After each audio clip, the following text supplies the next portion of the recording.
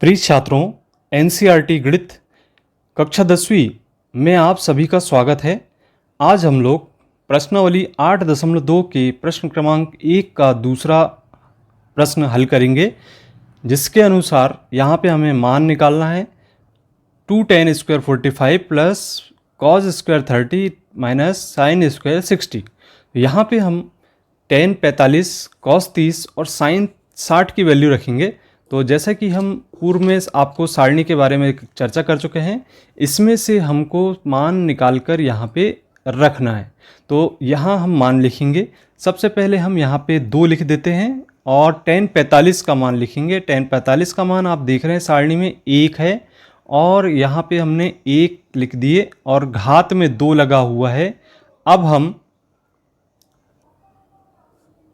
cos 30 का मान रखेंगे। cos 30 की सारणी में हम देख रहे हैं करनी 3/2 इसका मान है, तो यहाँ पे हम इसका मान रखेंगे करनी 3/2 और इसकी घात में 2 लिखा हुआ है ऋण साइन 60 का मान आप देख रहे हैं, साइन 60 का मान भी करनी 3/2 के बराबर ही है।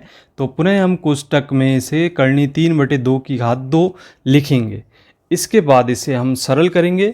तो जैसा कि हम देख रहे हैं यहाँ पर वर्ग करने पर